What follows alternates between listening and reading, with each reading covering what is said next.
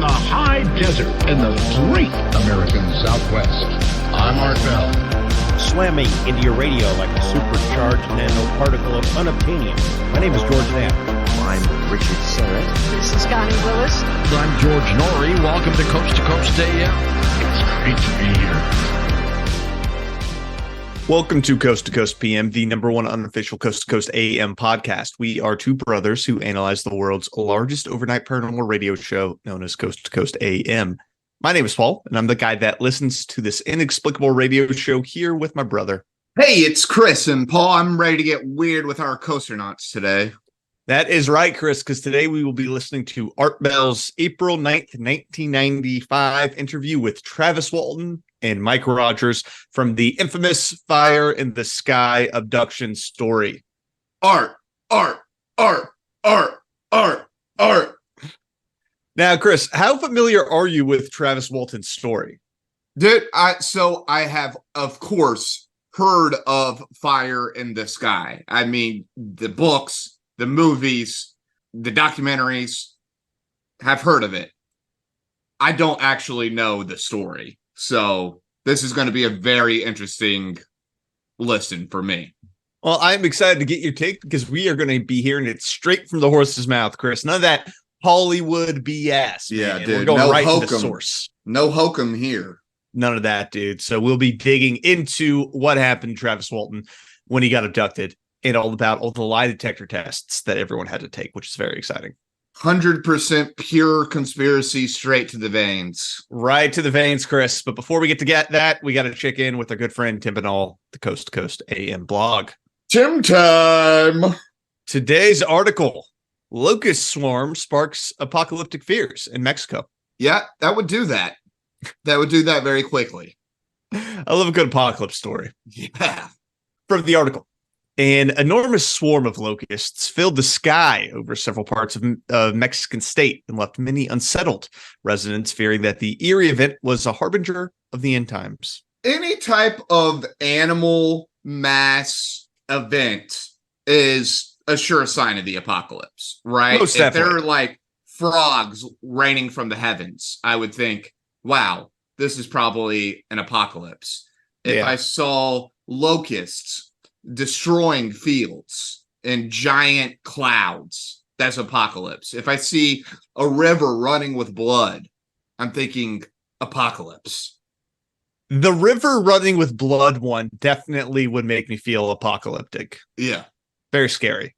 I'm just thinking of all of Pharaoh's tragedies. All of them. Yeah. All of them. Any of those would say, I think we may have an apocalypse on our hand. Every firstborn son dying, that would be pretty terrifying. Very apocalyptic.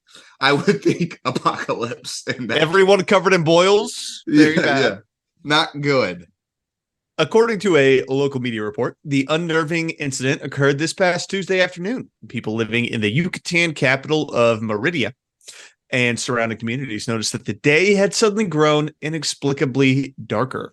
Wow, that is a ton of locusts if they're blotting out the sun. When they looked overhead to see what had caused the strange change, they were stunned to see that the sun had been obscured by thousands of locusts passing over the area. Dude, I was going to say maybe millions if it was that much. Holy cow. Yeah, I mean, if they're blocking out the sun, man, that's a lot of bugs in the sky. That's too many bugs. As one might imagine, videos of the spooky swarm soon filled social media, with several people offering the worrisome suggestion that perhaps the event was apocalyptic in nature. So I've always heard that a locust is just something happens in the environment that sends grasshoppers into like a frenzy, and then that frenzy turns them into locusts. I don't think that's true at all. Oh, okay. So then I don't actually know what a locust is. Locusts are various species of short-horned grasshoppers that have a swarming phase. These insects are usually solitary, but under certain circumstances, they become more abundant and change their behavior and habits, becoming gregarious. Non-taxonomic distinctions made between locust and grasshopper species. The basis for the definition is whether a species forms swarms under intermittently suitable conditions.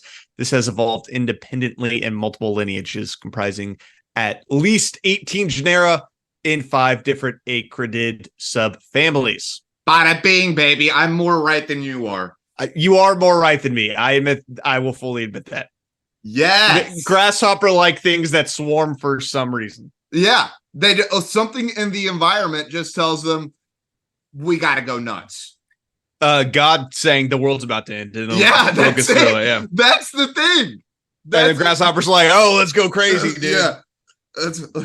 We got to eat everything humans have ever planted now. Dude, it's a giant party that grasshoppers have because the world's about to end. Yeah, it is. It's kind of like a Bakken event, and they get infused with Bacternalia and just go wild over everything. Partying. Yeah. The sense of dread that was picked up by even media outlets in Mexico, which noted that a plague of locusts is specifically cited in the Bible as a sign of the end times. It's in the Bible, everyone. Listen to us. I love how many times the end times has been applied to the world. Like over the past 2,000 years, the world has ended like at least 2,000 times, I think. There may be multiple events in a year where the world ends. The Christian fascination with the world ending is very, very intriguing. And it really feels like a particularly Christian phenomenon. I don't think other religions really do this. Maybe the Abrahamics. But other than the Abrahamics, nobody's really into the world ending. The Hindus always like the gods could end the world, right? But other gods always intervene to stop the god from destroying the world. Yeah. It feels like Christians are like, no, we want our God to destroy the world like as soon as possible. Yeah, like please come destroy the world. Yeah. I'm really tired of this. It is a very kind of modern age thing, though. I think Christians were before their time, where I feel like nowadays people are just like, screw it, dude, just end it, end everything. Well, and we've all have now watched so many survival movies that we all think we would survive. And it's like, no, 95% of you are dying in this apocalyptic event. None of us have real survival skills. Yeah, no, are you kidding? If you live in America in the suburbs or a city, you don't have any survival skills. You die immediately. Even the Gen Z and millennial rural kids don't have the survival skills their parents have. I'll last a couple weeks though. I got some stored food. Yeah, once you go after all your food and eat what's about that I'm in trouble. You're dead. Well, here's my thing. I can think of many scenarios where I would need to last 3 weeks. Right. But if I need to last more than 3 weeks, I'm okay with just dying. Yeah. That means something really went wrong. Yeah, something's bad. So that's my thing. It's like 3 weeks is kind of my line. And then beyond that, I feel like I don't need additional resources. Yeah. I'm just going to just call it. If it takes longer than 3 weeks, we're screwed anyways as a civilization. Yeah, dude. Even with Katrina, the government was there within 3 weeks. Yeah, yeah. And you were white, so you would have been fine. Yeah, I would have been picked up like probably 3 days in. Yeah, you were not making it weeks as a white boy, middle class white boy in New Orleans. You would have fled. You would have fled. I would have left. You would have gotten out of New Orleans. Fortunately, that would seem to not be the case, being the apocalypse curse. For now, as the frightening flyover only lasted a few days and did not result in any significant damage to crops in the region. Well, that's good. That's good. Okay, so we made it out scot-free from this particular plague. Go team. Do you think this is just like a warning shot from God? Maybe. Just like, stay frosty. Yeah. Stay frosty. It's about to get really weird. Just wanted to give you just a taste. Hey, no one knows the time when Jesus is coming back, Chris. That's so he's got to keep us on our toes. I thought it was the hour of our deaths. Both. Oh, okay. All things. Nobody knows anything, damn it. We don't know much. That's what I'm saying. That said, those who found themselves enveloped by the bugs as they went about their business earlier this week can be forgiven for thinking that it might have been the end of the world. Do you remember back in Arkansas every summer, like right at the beginning of the summer, it was like late May, early June, our whole entire town would be covered by green grasshoppers. Yes. They were not locusts. They had not done their They weren't swarming. Yeah, it was not God magic yet. But they were everywhere, and they like took up they were particularly fascinated for some reason with large glass windows. Yeah, because all the windows, like all the storefronts were just covered. All the storefronts would just be covered in these fluorescent green grasshoppers for like 1 week. I would always, and I don't know if this was true or not, but I remember someone once told me that it's because of the air conditioning, like the grasshoppers were going to the cold thing, so it was so hot. I don't know if it's true, though. Well, and the glass would be much colder than the surrounding building, right? Yeah. So that was what everyone always said. But regardless, every storefront was covered in grasshoppers. Even God's creatures in Northeast Arkansas are like, could you make it just a little bit cooler, sir? just a little much, y'all. Just a little much. Too hot. I'm a bug and I need some air conditioning. Well, speaking of God's creatures, Chris, aliens are also God's creatures. So it's a great transition. Incredible. But you forgot our housekeeping. But before we get to that, let's get to some housekeeping. You can support the show you can support the show at patreon.com/coast-to-coast-pm. You can find us on Reddit, our Coast to Coast PM, and you can email me, c2cpmpod@gmail.com. All of those links will be in the show notes. Patreon's only $2 a month. Keep the show running, keep us on the air, help us pay our podcasting bills. It's not cheap being professional podcasters. And I don't know if I'd use that word for us. Would you not? I would still say we're amateurs. We are. Well, here's the thing about podcasting, Chris. I think everyone who does it's an amateur, even the New York Times. If you can live off of it, then you're a professional. All right, that's fine. Amateur podcasters. Yeah. Whatever. You want to start the show? Let's go. All right, so let's jump to the Travis Walton fire in the sky incident. This was an incident that occurred on November 5th, 1995, where Travis Walton, who was a logger, was out with his crew. And we'll hear what happens. He gets abducted, Chris. Not to spoil the story, but it happened in the 70s, so I feel like people probably know what it is. Okay, so he comes out in 95 with this story that actually happened in 1972. So the story, which had occurred in 1975, came out immediately in the papers. But the reason why they are doing this interview with Art Bell is because the movie had just come out. Okay. Yeah. Got it. So the Fire in the Sky movie just came out, and Art was like, let me talk to these boys. We'll get the real story. So at a lot of points in this interview, you're going to hear them reference like, oh, the movie showed it this way, but that's not actually what happened, et cetera, et cetera. And that's because the movie, like, literally, I think, was out in theaters at this time. Okay. So let's start with, why were they there at this particular logging site? Mike, you had a government contract of some kind with the Forest Service? Right. What was that to do? Well, we had to thin out the trees that were damaged and diseased and whatnot after a logging operation and pile the debris. Basically, it's just kind of an ecological program that cleans up the forest after logging and makes the trees grow better. All right, and you were the crew chief for that? Right. How big a project was it? How long were you going to be up there? We'd been on it about a year and a half at that time. Oh, I see. All right. So it was a pretty good sized contract. Exactly. So not to already bring up our 4chan alien guy, but one of the things that he really emphasized in his 4chan blurb was that the aliens are particularly interested in large-scale diseases and diseases that are rare within the human taxonomy.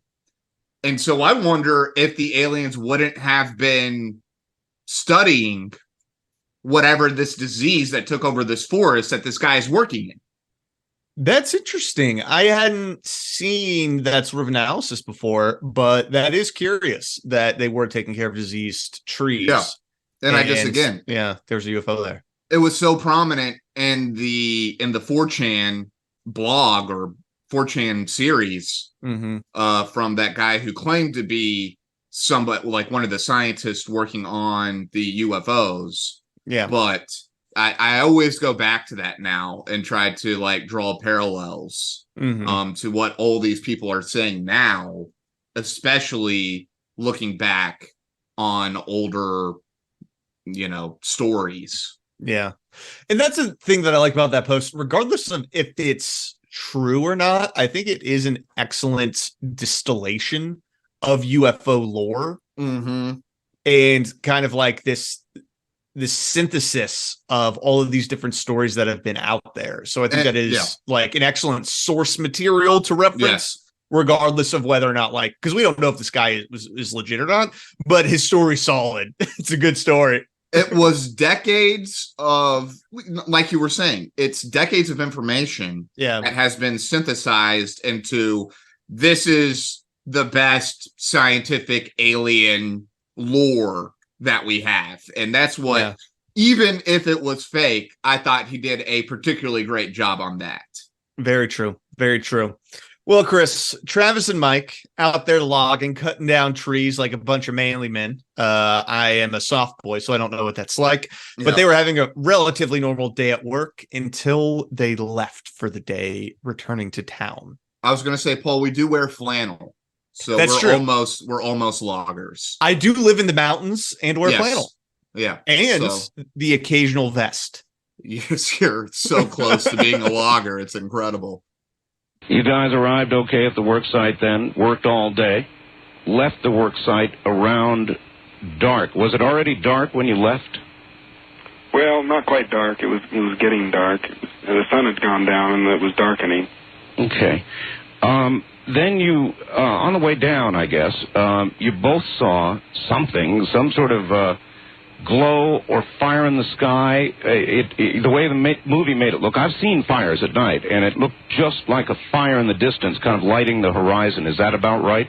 Well, we could see it through the trees, and, first we didn't know really what it was. We thought it might be a forest fire, but it was more of a golden color rather than a red color.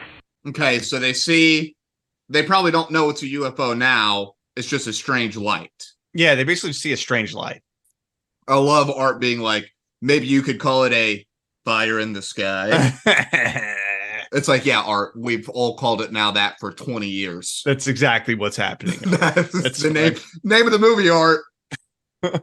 So they keep driving towards this light because there's only the one road to get out, right? They're in a logging field. So they're getting closer to it and they don't really know what it is yet. Did you guys head toward this, or did you just keep going down the road and that took you closer to the light? Yeah, that's the way it was. See, there was just no other way out of there, and we had no choice but to keep going in the direction we were going. All right, and somebody yelled to stop the car. Was that you, Travis? Yeah. Yeah, I guess it was me. As soon as we got around this group of trees, this thicket, to where we could see the source of this, somebody in the back yelled out, "It's a spaceship," or something like that. I mean, it was unmistakable. It was so close that, everybody knew what it was right off the bat. Nobody needed to say what it was. Paul, have you ever been on logging land, like land that's owned by foresters that cut down the trees? I don't think so. It's actually really fascinating because you get back there and it looks like a tree farm. Like it's just rows and rows and rows and rows of pine trees. Mm-hmm. And it's crazy because there's like, you can see the cut, how they've cut over the years and then replanted, right? It's very interesting. But I was just going to comment on the roads. The roads are so treacherous. Yeah. Like, They are not. You have to have 4-wheel drive. And really, when we were out there, we saw a lot of guys in like 4-wheelers and stuff, just because you're going up very tough and very small little roadways a lot of the times. I mean, I've heard of guys that have to pack mules to get to some of their logging sites. Yeah, and that's similar to what they're driving down too, because I do discuss that at a later point. But this is a janky dirt road that they're on. It's not good. It's not good. So they're on this janky dirt road. They see a spaceship, right? Yeah. And they talk a little bit more about what this spaceship looked like, which I thought was interesting. What we saw was a very distinct as a mechanical object with hard angular edges. It didn't have the shape that they gave it in the movie. Now the guys described it as looking to be the color of molten metal coming out of a blast furnace. But they're talking about white hot, golden hot. Sure. So, they gave the craft in the movie a kind of a molten red, flowing sort of look that wasn't really the way it was. How far, if you had to judge, either one of you who saw it, how far above ground was it? Oh, I don't know, 20 feet. 20 feet? Oh, that's not far. In other words, it was way down below the tree line. Yeah.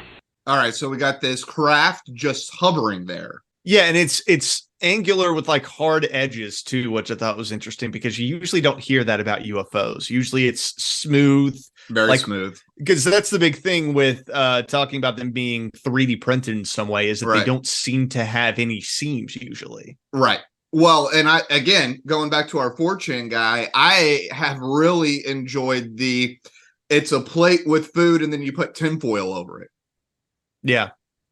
And so the plate is like the structure that holds all the instrumentation. Mm-hmm. And then they just pretty much put a wrap around all that stuff to keep all the instrumentation safe. But yeah, and this just sounds a little different to me because he's talking about having hard angles as opposed to just like one big wrap. Yeah, that sounds human. Yeah. But, who knows? Who knows? Humans, we love our edges. Humanity loves its edges. Let's find out if this is human or not. Okay. So, Chris, you're driving down the road. You see a spaceship hovering 20 feet above the ground. What do you do at that point? Oh, I don't think I know what I would actually do. I think a part of me does go towards the spaceship. That is exactly what Travis does. Travis gets out of the truck that Mike Boy is driving and goes towards the spaceship, which I think is the coolest thing he could have done. Yes. Then the movie, Travis, shows you getting out of the truck. I was thinking that this thing was just going to zip off and be gone. The way it is when you catch sight of a wild animal in the woods, you're just going to glimpse it and it's going to be gone.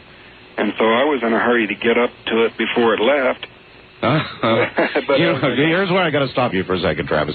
In the horror movies, when inevitably the lady, you hear this noise, this horrible noise, and inevitably she goes to one place she shouldn't go, down to the basement, where something eats her.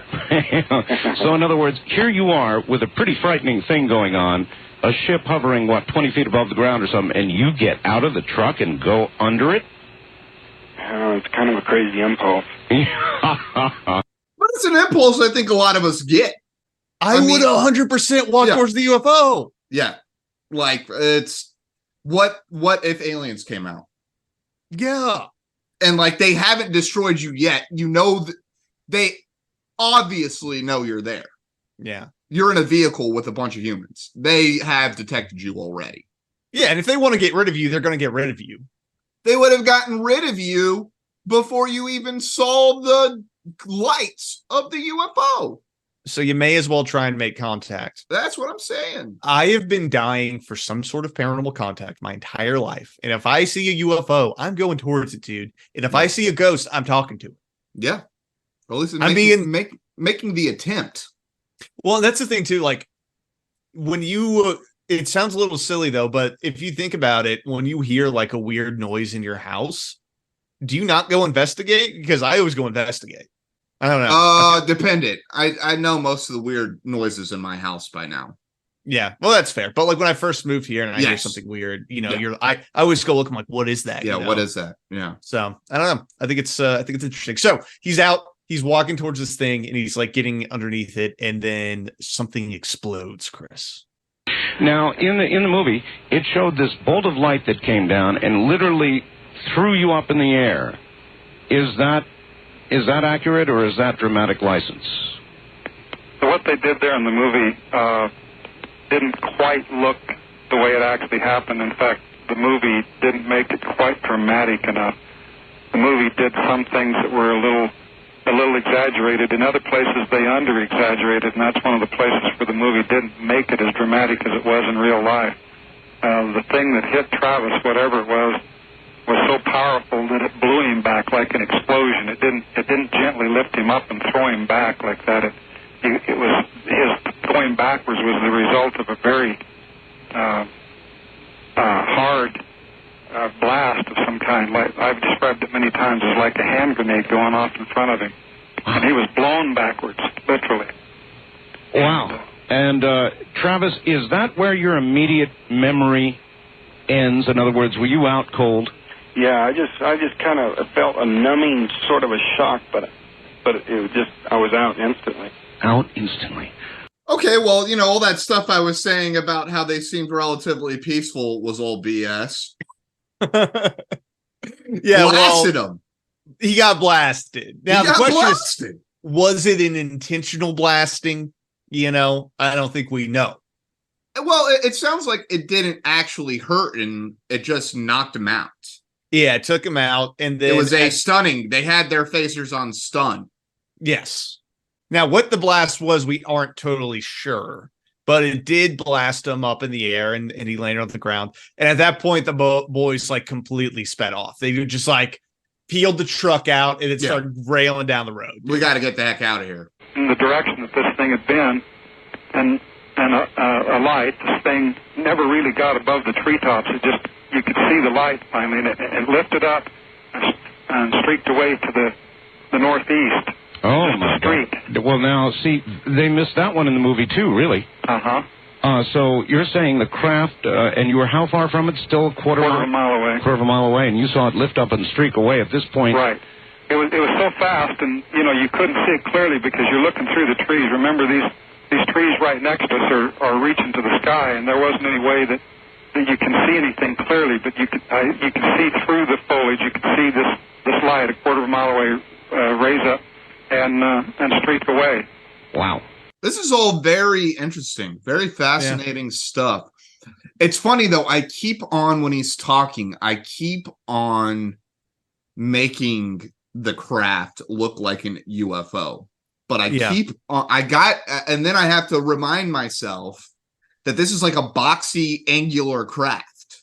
And so the boxy angular craft makes me think we're dealing with humans. Yeah, it definitely looks different. I think the question would be, what technology did we have in the 70s? In the 70s, right, that would be able to replicate this. I don't think we've really had much. This is the first generation of what became the UFO program. That's a possibility. This could be Gen 1 of the UFOs. We're looking at a Gen 1 or a Gen 2 of what now is like Gen 12, Gen 15, that they can now truly convince us we're dealing with aliens, and it's just deep state black ops. So there's no aliens at all in this world. No. It's all deep state. It's all deep state black ops. It's deep state all the way down. Yeah. Yeah, exactly. You can't fool me. It's deep state all the way down. So we got our boys. They peel out. They're a quarter mile down the road, and they see the ship leave, right? Yeah. So at that point, they're like, man, we should probably go back and see if Travis is okay. Because they left Travis. They left Travis. They left him on the ground. They didn't even get him. No. Oh, Travis was left on the ground. He's just lying there. Yes. Bad friends. Really not great friends. No one got out to get their buddy. I guess loggers don't practice leave no man behind. What? Not at all. Not even close. They will leave you behind in an instant. They peeled down the road and didn't return until the ship left. Which is awesome. Yeah. 10 out of 10. All right, so they go back to try and find Travis because they're like, oh, man, he's probably hurt. So here you are, I guess, headed back up the hill with everybody in the truck. You're going to find Travis, and I take it you go up a little slower than you came down. A lot slower. Yeah, we headed back up there, and very, very slowly, very cautiously. We were still in a mild state of panic. I mean, it wouldn't have taken much to cause us to turn around and run, but we were headed that way, and we did get back to the site where this had happened. We took a flashlight out of the glove box and shone it around there while we were still in the truck. Not seeing anything, shone the flashlight into the clearing where Travis had fallen, and he wasn't there either. It would take a little bit of courage to go back after this whole experience. Yeah, like I don't necessarily blame them for running away because I'm if sure you it was see that, it was instantaneous, right?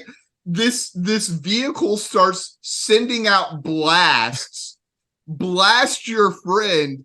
Yeah, dude, you're running immediately. Yeah, it's very, fight or flight. There's not much fighting you can do in that scenario. No, I'm sure they didn't even have guns on. No, they would not have at all. Because, they were just at their work site. Well, they probably had some guns on the work site. Probably, yeah, but they don't mention having firearms at all. The amount of black bears we saw out there, those dudes definitely have. Like, I'm serious. I've never seen more black bears in my life than on, like, company forest grounds. Probably had some bear mace, too. Yeah. So. But again, not taking on a unidentified flying object. No, definitely not. I don't think bear mace works great on aliens, but yeah. I haven't tried it, so I don't know. I don't know. You blast anybody in the eyes with pepper, it's going to hurt. Maybe. If they're allergic to pepper like we are. That may be a universal trait. Across the universe, bear mace is incredibly effective. Always works. All right, so at this point, Chris, they make the only rational analysis of what has just occurred, which is that Travis has been abducted by aliens. They think he got taken. Liam Neeson needs to come get Travis. Yes. Okay. The only tracks we could find, which were barely visible in the pine needles intermittently, is a heel mark in the edge of the road that I saw before we got out of the truck. And then, you could see the pine needles were disturbed there where Travis had fallen, where he had stood. But that was the only sign of him. There was nothing else there. And there were no footprints in the road leading out. But, from what we saw of the way that this thing hit him and how he flew backwards and how he hit the ground, it was pretty unanimous feeling among us that he wouldn't have gotten up from where he lay. So he had to be taken. Yeah. Well, everything put together, all this put together, it made that very strong. So what we're learning is if you see a craft in the forest, do not get out of the car. Unless you want to be abducted. Unless you want to be abducted. So you're telling me you're getting out of the car. I'm probably getting out of the car. I want to be taken. Please take me. You're going to be like those ladies on Independence Day at the party where the UFO shows up and you're just holding a sign like, take me, please. Yeah. And then they just send a death ray down and blast you. That's going to be me. Yeah. That's going to be you. That's my problem is that I'm too thirsty for it. And I realize that. And that is, I seriously believe one of the reasons why you don't experience anything. Because I want it too badly. You want it so badly that it's like messing up the ability for your pineal gland to penetrate the other realms. Man, I'm just going to lean back. I need to learn to lean back. These stories are just too cool. Like, how do you not want this to happen to you? That and the tap water is really affecting your pineal gland. It's all the fluoride. Yeah. All the fluoride. That's exactly right. Fair. So that's fair. Get one of those purifiers that take the fluoride out of the tap water, and then you'll start decrusting your pineal gland, mm-hmm. And this will allow you to either A, communicate with aliens, or B, conjure the dead. I just want one of the two. I don't need both. I'm not greedy. Right. Which one would you pick out of the two? Probably communicate with aliens. I feel like there's more to learn. I'm going with aliens. But if I can raise the dead, that's also pretty awesome. It's a great, party trick. Yeah. But communicating with aliens would be way more fun. Yeah, it definitely would. Well, speaking of communicating with aliens, Chris, our friend Travis got abducted and disappeared for 5 entire days. What? Oh! He's just gone for 5 days. So at this point, the guys, they go back to town.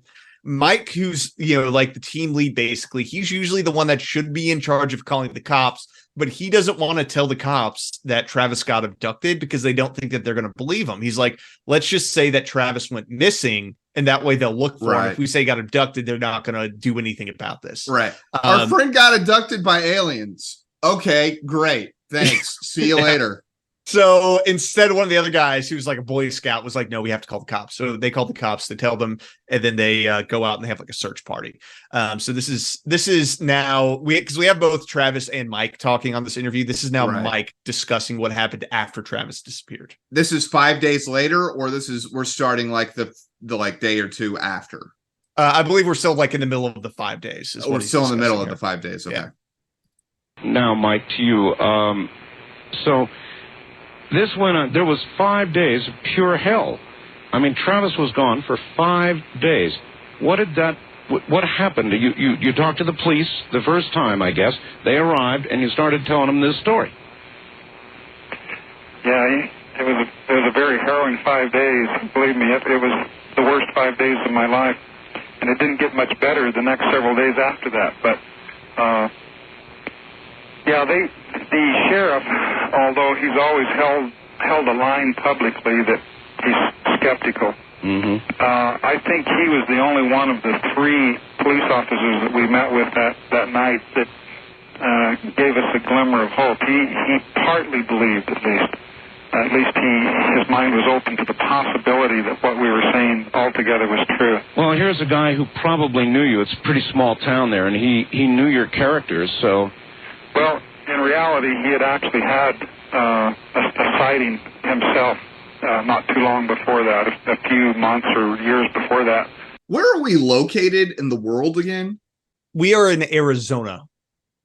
There's a lot of logging in Arizona? Yeah, it's the Apache Sitgreaves National Forest. So Arizona's giant. So I think there's a big section that is forested. That is forested. I just, I don't know anything about the Southwest. Just think the whole place is desert. So I don't think, when I think logging, I don't think Arizona and New Mexico. Yeah. So we're hanging out in Arizona right now. Okay. Well, come on. I mean, that's spook territory. The entire Southwest, I feel like, is just Spook City. Spook City. Yeah, so very, very high potential there, Chris. Now, the other interesting thing is that they go out and they have a giant search party. They have like helicopters and dogs and all this stuff that go out looking for Travis, and they can't find any evidence of him. He's just disappeared. Just gone completely. Just gone. No tracks, no trace, nothing. This speaks to that whatever these beings were did take him. Yeah, exactly. And the other thing the cops do is they have all of the members of the crew take a lie detector tests about what happened, because now everyone in the truck is basically thought to have potentially killed Travis. A suspect. So they're like, y'all killed Travis, didn't you? Yeah. And they're coming up with it's not even a good story. Yeah, it's a terrible story. It's a terrible story to cover up your murder. Travis got abducted by aliens. They wanted you to take a lie detector test. Is that right? That's right. I imagine you thought pretty hard before you decided you'd take it. Well, not really. We all knew that we were telling the truth. There was no doubt of that. And we certainly knew we didn't murder anybody. And they wanted us to go down to the county seat, which we did the following day. And they had it all set up for us. They had a lie detector man up from Phoenix, DPS, State Police Polygraph Operator. His name was Cy Gilson, and he looked like a mean guy. Yeah, and, you know, in the movie they made him look like Mr. Friendly, and everybody said he's the best. You'll be happy with this, and all the rest of it. Today he sort of looks like Mr. Friendly, 20 years later. But back at the time, he looked pretty stern, and he acted real stern. And putting the polygraph artist on blast. Yeah, dude. Just a jerk, that guy. And notice I used the term artist. Because polygraphs are, it's fake. It's not fake, Chris. It's just not necessarily determinative. It's not fake. You just can't use it as evidence ever. It's just kind of useless. It's fine. They just use it to frighten you. But here's the thing. So they all take the test, right? 4 out of 5 pass the polygraph test. Pass the fake test. And the 5th was inconclusive.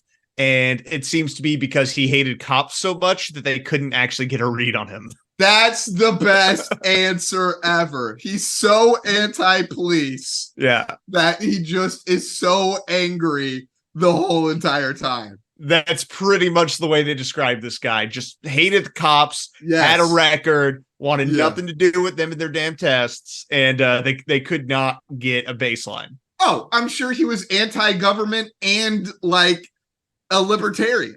Yeah, he's probably the kind of guy you want to have a beer with in a dive bar, you know? I want to hear about this guy's life. Yeah, real constitutionalist. Tell me more about how taxation is theft. Let's go. Right, yeah, exactly. Yeah, why shouldn't we wear seatbelts again? Yeah. You should be able to drink beer and drive, man. I'm sorry the government destroyed that. They're fascists. They're fascists. So fascist. I've only been in a couple of those bars. It's fine. So they all passed their tests, right? And that's one of the big proof points for this story is that we got a lot of lie detector tests that get passed here. So like you said, Chris, that's not determinative, but it is interesting that they all pass. Now, they were asked essentially 4 questions. 3 of them had to do with, did you kill this guy? And then 1 had to do, did someone take him? So most of the test was about the missing persons case, but there was Did you kill your friend? No. Are you sure you didn't kill your friend? Yes. Did one of your friends kill your friend? No. Was it aliens? Yes. All right. Polygraph is done. That's basically what it was. The polygraph is done. Oh my God. It's so silly. I wish I could have been in that room when the polygraph guy was debriefed on what was about to happen. Yeah. Like, that would have been great. Here's the thing. They probably have heard everything. Yeah. They probably have heard everything. Because especially back in the day, they would put you on a polygraph for anything. Yeah, and I think back in the day, you could use it in court, too. Yeah. It was hot for a while, man, until they realized, oh, this is actually kind of nonsense. Oh, actually, this is fake, and you can learn to break it. But you know who still uses it, though, is the freaking government, man. For a lot of FBI jobs and stuff, you have to pass polygraph tests. Every single police job I've ever heard of makes you take a polygraph test. Which is so silly. What they're doing, though, what they're doing in those instances is more of a fraternal thing. You know, like when you first join the fraternity and you get in the room with the brothers and they're like asking you all your secrets or whatever it is, tell them embarrassing stuff about yourself. That's what this is. It's, are you going to lie to us? Yeah.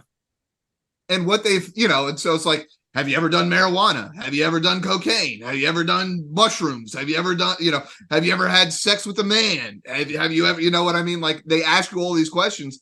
And it's not so much if you say yes or no to them, it's if you tell them the truth.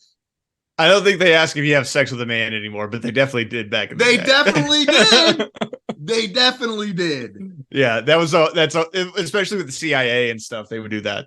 Very anti-gay, dude. Very, very the whole government, man. You'd lose your job, dude. Yeah. Messed up, man. Until like the 80s.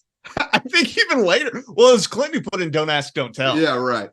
Well, that was the military. That was the military. I was just talking about pure government. Yeah.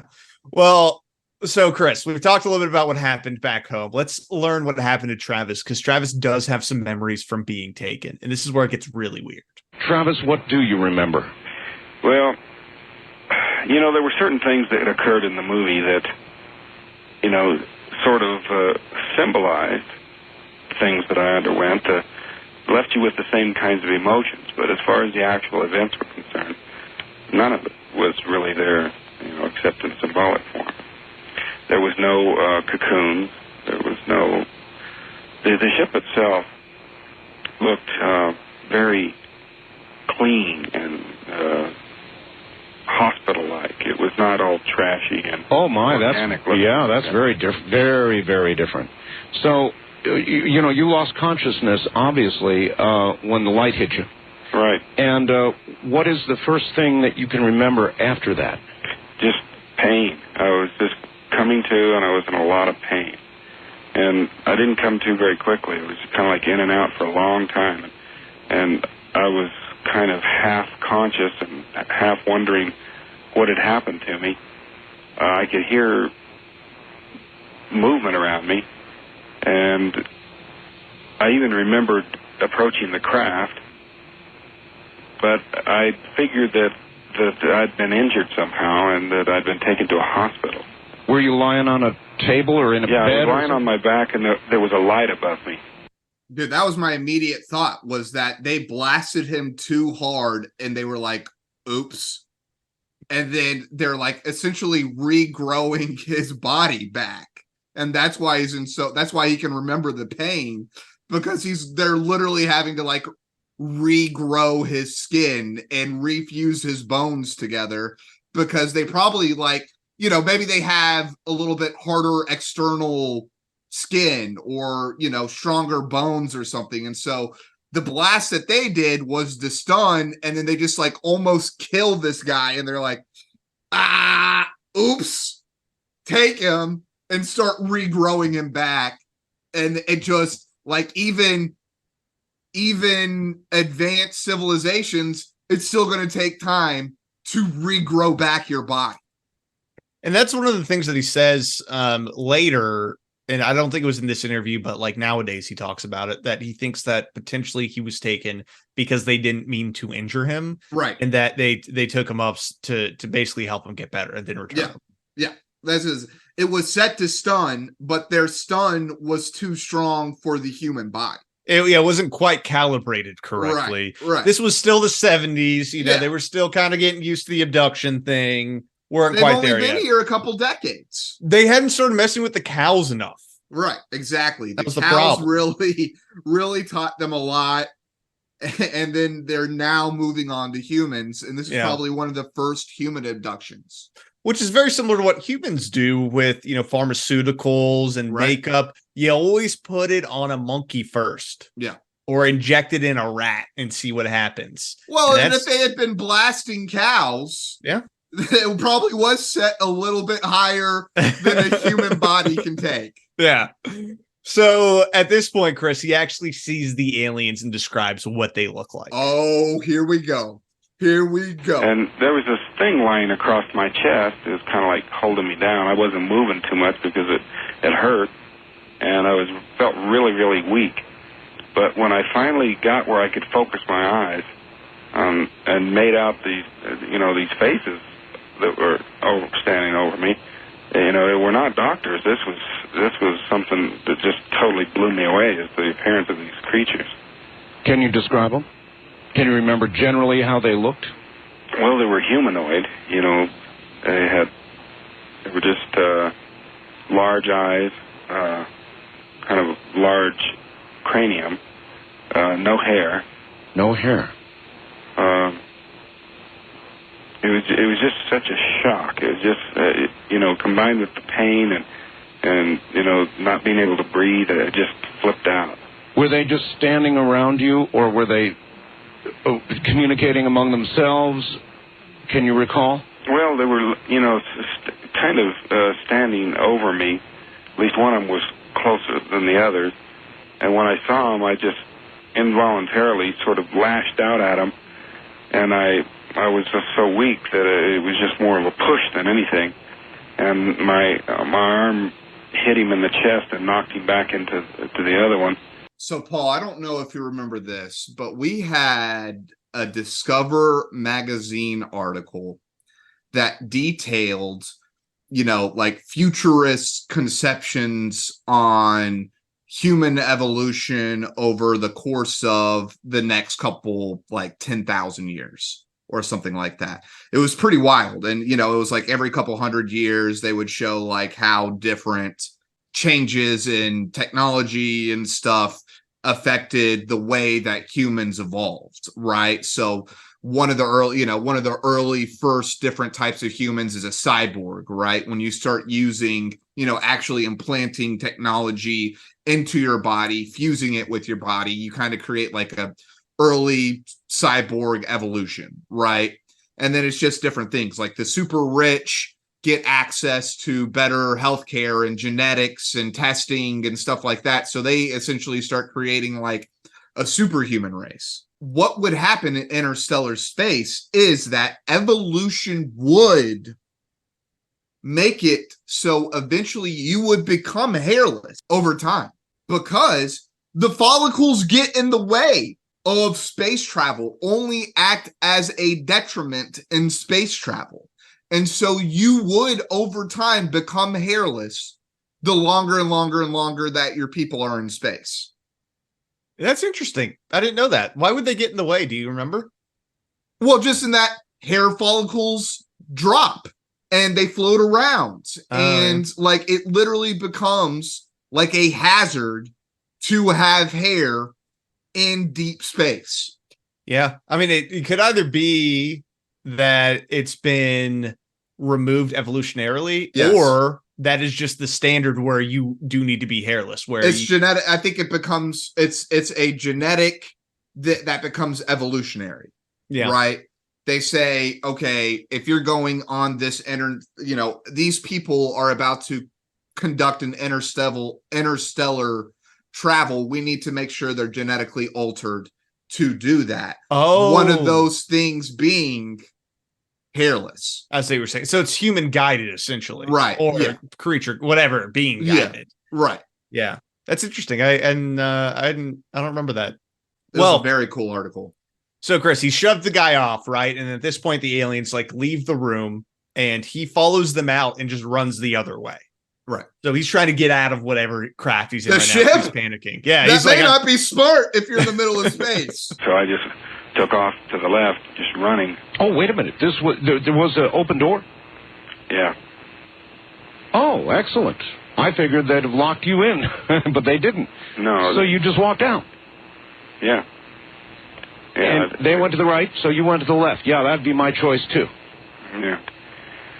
Well, I tried to find a way out, and pushed some buttons and controls and things, trying to open a door. Crazy, desperate sort of things, but this was interrupted by a person, a being coming in who I took to be human. I figured I was saved, and when he motioned for me to go with him, I went, thinking that he was saving me, rescuing me. And he led me out of this craft. Out of a craft? Yeah. And at this point, it was parked inside of what appeared to be, well, it was either a building or a part of a larger craft. Wow. And again, I felt no movement, Getting outside of there, the air was much more breathable. What is going on here? Like, what is the explanation? Like, if he is having some kind of vision or fog related trauma thing, this is all wild. Like, this is a very intricate story of what is happening to this man. I mean, there are really only two possibilities. This is a giant hoax, or this is real. I don't think there's an in between. Yeah, there's no, he didn't have too much Benadryl and saw Hat Man. Yeah, and it's exactly. It's not like someone which on Coast, there have been people who said that they were really sick with the flu, and then they saw Mantis being. I'm like, well, yeah, you were having a fever dream. Right. I had one of those too once when I was a kid, and I was watching too much Lost while I was sick. and I thought I was on Lost Island. It's because I had 103-degree fever. Yeah. Well, there you go. See, your pineal gland probably burnt off some of the calcified residue on your pineal gland, and you were able to see kind of a different realm. Yeah, and it was Lost Island realm. Yeah, and Lost was great too. That was in the heyday of Lost. Oh, that was in the heyday of television, dude. Yeah. I mean, television was just kind of becoming awesome right there. Yeah. So I think those are really the two options. I do love the idea, though, that the aliens walk out of the room and don't close the door. I'm like all of it. He's not strapped down, but I think this is, funnily enough, I think shows that there may be some truth to this. Because, again, in my immediate thought, I always have this notion that if you are an interstellar species, that you have evolved as a civilization to, like, it's just inbred into the system, a certain type of morality. And I think in that, they couldn't conceptualize locking the doors. They couldn't conceptualize strapping this man down, right? It's like, well, he's hurt and we're fixing him. Why would we need to strap him down? Why would we need to lock the doors? Like, anybody can go anywhere on the ship, right? It's like a much more egalitarian type society. And so they wouldn't like strap people down. They wouldn't lock people in. They wouldn't do these types of things because there would be no need to do those things. Yeah, it could very much be that there is some sort of cultural norm, right, or some standard of their civilization that maybe they don't have doors. They're Canadians. Yeah, pretty much. They're just Canadians. It's like an Ender's Game, right? When the Formics kill a bunch of the humans, and it was their way of saying, "Hey, we're in the neighborhood." It wasn't intended to, actually kill beings that have like autonomy, right? It's just like giving someone a poke. Yeah, they didn't think, at some point the humans are going to come back and commit xenocide on us. Yeah, and destroy our planet. And that's going to be the hard thing about when we do eventually find alien life, if it is sentient. How are we going to actually communicate with it and understand each other when we come from, like, it's hard enough coming from different countries while being the same species. Yeah. Imagine being different species from completely different planets. Like, that's my worry with us going to war with aliens is like, are we going to be able to understand or communicate with each other? Paul, the Abrahamic religions can't even get along, let alone like vastly different cultures on Earth. And they're all based on the same shit. It's the same guys. Yeah. It's all the same guys in their books. But even then, we can't agree and will kill each other senselessly. Yeah. Yeah. So now that's awesome. Add a completely different evolutionary system from a planet thousands of light years away with a cultural code that is indecipherable from us. Like, this can only end badly. And it's shocking that if aliens have been visiting our planet as often as they have, how much restraint they've showed. Because I'm sure the people who are in the know have been awful. They've been terrible. We probably should have been destroyed multiple times. Yeah, the aliens must be really nice, honestly. They know not what they do when it comes, you know what I mean? That's probably how they see us. Yeah, and again, I think they probably see that the vast majority of us are powerless. Well, if you think about it, though, in that sort of scenario, if these aliens were to be traveling interstellar space, they're going to be a lot more experienced than us. It may make the most sense for them to observe us for a while before actually interacting. Oh, yeah. Because they're going to want to understand, like, what are the nuances of our civilization? How can they approach us so that we'll understand? Right. And how can they best understand us? Because, like, you can't just fly over to some planet and be like, hey, what's up? You don't know what's going to happen. You got to watch them for a little bit, observe, figure out the best approach so that we all don't try and kill each other. I think that makes sense. And we're ran by sociopaths and psychopaths. We like to kill each other a lot. We're pretty good at that. Like, that's our leadership. And now they're geriatric psychopaths. they are pooping their pants and wanting to drop bombs on people. And that's a very bad combination. They may just be waiting out the generation. They're waiting it out, dude. They're like, these baby boomers are insane. We have to talk to a different generation. And I think it's probably going to be X. It probably will be X because X is essentially a silent generation. They haven't done anything.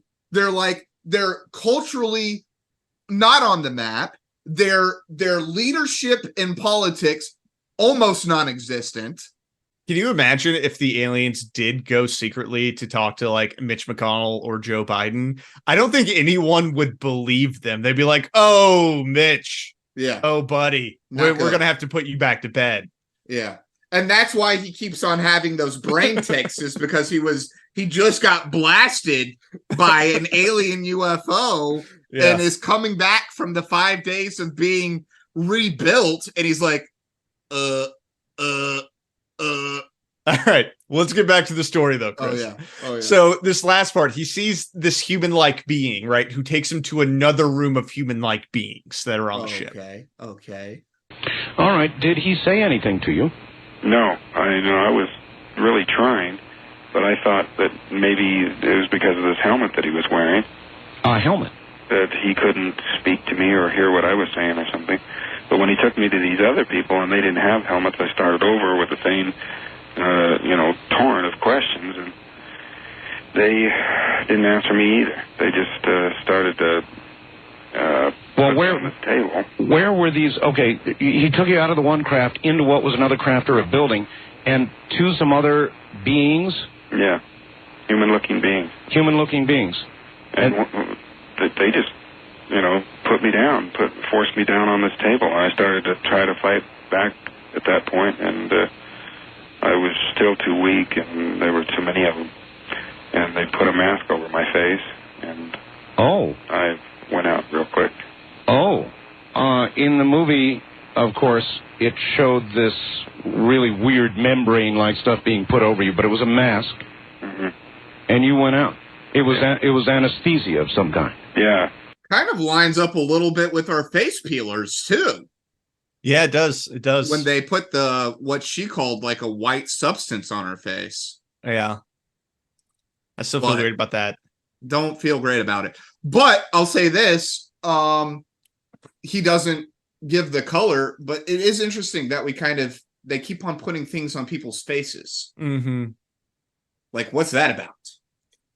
I mean, it's similar to what doctors do with anesthesia, right? Right. Or ether back in the day. So it could be the most efficient way of knocking someone out. You put a mask on somebody at the dentist's office, right? And get a bunch of laughing gas and you feel really nice. It could be the same thing. It could be like, this is, humans breathe. Let's just get them through their respiration. It's going to knock them out real quick. And and again, it sounds like we're actually dealing with different cultures. Yeah. Like different alien species have their, the USA is using the gas mask, right? But the Arcturians are using a cloth that goes over the face, and the Mantis people are using a cream that goes over a person's face. But it's all the same stuff. Yeah, basically. Well, at this point, Chris, he's knocked out. He wakes up on the side of the road, walks into town, and calls his family to come pick him up. And Travis Walton is returned and shares his story of an alien abduction with the world. Is that okay? There's no clip on that? There's not. Well, I have a clip on him returning to town. Okay. So at this point, he wakes up on the side of the road and then he walks back into town. Probably glad to be back on Earth. Oh, yeah. I just ran just as hard as I could down across the bridge. There was some lights on in this one building. Did you? Let me ask you, Travis. Did you know where you were when you regained consciousness and looked around? Did you recognize where you were? Well, at first I didn't, but I figured out the stretch of road and the lights down there where I must be, and then ran down into the town. The closer I got, of course, the more I knew that it was the town. Sure. And to make a long story short, I finally was able to telephone my family, and they came and got me. Hey guys, just been finished up with a abduction. with some aliens. Yep. And they took me to a whole different world. So can you guys come pick me up now, please? Can you come get me, please? Can you come pick me up now, please? I would like to come home. I'm hungry. Yeah. So that is the story of Travis Walton. Now, Chris, would you like to hear the skeptical side of what the more skeptics among us say about the Travis Walton incident? Well, we hate them, but let's hear what they have to say. So basically what a skeptic like Michael Shermer would say, I know, the worst, is that Travis Walton and Mike both staged a hoax because they were behind on their contract. And basically they wanted to use the act of God inclusion in the contract to give a reason for them to extend it, right, and not lose the contract. So, force majeure is always going to be in a contract of like, this could be broken because of this reason. Yeah. So what if there's an earthquake while you're cutting logs? Exactly. So the force majeure, according to skeptics, was that there was an alien abduction, which would then get them out of their liability. I guess that would be force majeure in the technical sense. Yeah. Alien abduction? Where's that clause? We're going to need that added specifically, please. Why do you need alien abduction? Believe me, we're going to need it. So the whole idea is that Mike and Travis were the ones who were in on this to trick everyone else that was in the truck. Oh. Yeah. So it's just the two of them in on it. The two of them and Travis's brother. Okay. Is the theory. All right. So basically what they would need is Travis and Mike. Mike was driving the car. Travis gets abducted. They needed someone to actually stage the alien UFO, right? Okay, I'm following. So the theory How the heck do they do that? So the theory is that there was a fire watchtower in the vicinity. Okay. So they used some sort of giant spotlight that was aimed at the truck so that since it was dark and no one could see, you're in the middle of forest, there's no street lights. Yes. All you have is this giant light blasting you. And then, they peel out, drive away, all that good stuff. Right. And then the light turns off and then they go back and then Travis is gone and he goes with his brother. But they don't find him with any like dogs or anything like that with the search party. You would think that there would be some kind of smell. He would have driven off with his brother. Oh, okay. So he like lies where he is. Yeah. Until the car comes and picks him up. Until he gets picked up. Okay. So that's the theory of what happened. The other thing that people use against him is that they liked UFOs. There was a recent UFO documentary that had come out and they had been heard discussing the UFO documentary. Okay. And then they just put him in a hotel a couple of towns over for 5 days. And then he just comes back and he's like, what's up? Right.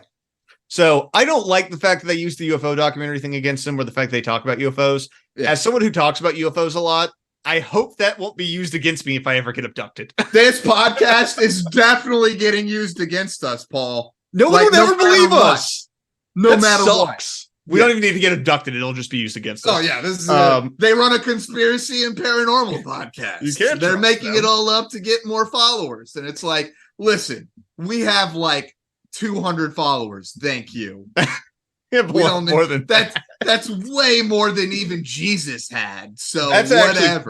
That is true. We do have more followers than Jesus. Dude had 12 disciples. We have like 1,000. You're gonna get us in trouble, dude. You know how much trouble the Beatles got in when they said they're bigger than Jesus? Really messed up their career for a while. Yeah. I'm bigger than Muhammad at least. No. Peace be upon him. So that is basically what's been used against him. Now, he took another lie detector test before the movie came out because there was a big skeptic, a UFO, ufologist who didn't believe him, took a lie detector test again. Travis passed it, right? That's actually pretty interesting. But here's the thing. Surely even by the 70s, people knew how to break the box. And that's one of the things that is brought up by skeptics is that they think that he was able to cheat the lie detector. That would explain. Very easy. So the way that I heard people do it is that they put like a little thumbtack in their shoe. And so on every answer in which they're supposed to tell a truth, they stick their toe down on the thumbtack that causes them pain, that creates a sensation, as if they were telling a lie. And so it looks like when you're lying, when you're telling the truth, you're lying. And so it totally breaks the box because that's your response to a truth, right? Is that your heart rate increases. And so when you tell the lie and your heart rate increases, they can't tell the difference. Do you see? Well, and the inverse of that is controlled breathing to keep your blood pressure down. Right. So that, and it's the same idea as that. Meditation. That way, when you're lying, you don't have, because all it's doing is measuring what is deemed to be a physiological response to lying, which is like increased blood pressure, sweat, and stuff. Yeah. Right. Now he did go on a TV show. Okay. That was offering people $100,000 to pass a lie detector test on their crazy story. Okay. So he did this because he had just gotten laid off and he needed money. He goes to the TV show, fails the test when it comes to the question of, did he get abducted by aliens? No way. Now, he claims that the techniques being used on this TV show were not standard procedure. They did not establish a baseline, and that the results can't be trusted. They basically were doing a TV show where they didn't want to give the money away. They don't want to give the money away. Which I honestly believe. I don't think some random network TV show wouldn't be gaming the system. Yeah. Well, and also, right. Well, and I was going to say, it's like, it's playing the game of guess what numbers in my head. And then losing, it's like you get $100,000 if you guess what numbers in my head. 5. No, sorry, it was 6. Yep, there you go. So after that, he did take more lie detector tests, which he has passed. So he either is good at beating the lie detector, which is perfectly possible, or in some way he's telling the truth. But skeptics would say that it was staged. Well, and I would also say each time you take a test, it becomes easier. Yeah. Right? And they're asking probably generally the same questions. And your body actually it almost becomes like white blood cells learning a disease, right? It's just over time, your body acclimates to being asked these questions and it becomes much easier. The story is ingrained in your brain by retelling it over and over and over again, to where at a certain point, if it didn't happen, they almost now believe that it happens because the memory of it happening is ingrained in their brain. Well, Chris, on a scale of 1 to 5 fireballs in the sky, what do you give our boy Travis Walton? It's a pretty good story. So I'm going to give him, I think, 4 fires in the sky. Nice. I'm also going to give him 4 fires in the sky, regardless of if it's a hoax or not. It's a classic and it's well done. And I love the aspect of him being gone 5 days. I love that there were witnesses and they all passed their lie detector tests. So either they got tricked by some fancy spotlight or they actually did see something, be it spooks or be it aliens. And I think that's fun. So I'm 4 out of 5 for fun. That's what I'm giving this one. How would they have recreated him getting blasted? I don't know. I've not seen any skeptic explaining him getting blasted. Because Mike does back that up, right? That he got blasted in the sky and the other guys backed it up, right? That he gets blasted and falls backwards. Yeah. So my thinking is that would be a difficult one to do in the 70s. But again, I guess they're lumberjacks. They probably have some access to explosives and some understanding of explosives. Yeah, so they could have done a small explosive charge, and then Travis knew where it was, didn't get too close to it. Kind of understood where it was going to be, and kind of made some preparations to make it as safe as possible. Yeah, and you got a spotlight in your face, you can't see clearly. I don't know. I think there's probably a way they could have figured out something like that to kind of add to the flair. I don't think it explains the descriptions of the ship, but that could have been like an after the facts. As you're talking with people, then you're, I don't know. It could have been seeded by Mike of like, oh yeah, I saw a ship or something like that. Right. And everyone else started agreeing with him. Yeah. Right. So, and then it's kind of like, oh, well, one guy is saying this, and it's like, and you probably can kind of because of the fear of the situation, kind of play with everybody's mind if you know what is happening. Yeah, exactly. So it's probably a possibility. But that will be the Fire in the Sky Travis Walton story, Chris. So we will wrap it up there. I got one more thing. Yeah. What is there not an easier act of God clause than to come up with UFO? I would say there are many easier act of God clauses. Maybe I would rather almost like stage some sort of arson incident or something like that. I don't know if any reasonable person would think, you know what will get me out of this? Pretending my buddy got abducted. Because it's like, who's going to believe you? By aliens. Because at the time, no one believed them. Everyone thought that they killed Travis. Right. And then Travis comes back, and then everyone still thought that they were lying. So like, there's no way it could have been aliens. Right. So either they're really dumb, but listening to them talk, they don't seem that dumb. No. So I don't know. I don't know what happened here, Chris. This was a good one. This was a fun one. Fire in the Sky, man. The good story. It's a December of alien abductions is what I've decided. There you go. Why not? I mean, we're supposed to be pretty close to disclosure, so maybe we're prepping everyone for disclosure right now. As part of the deep state, Chris, we are seeding all everything to get people ready so their brains don't melt. So come back next week and we'll have more alien abduction stories, probably. Why not? Let's go. That'll be the show. Oh, conspiracy all the time. Later.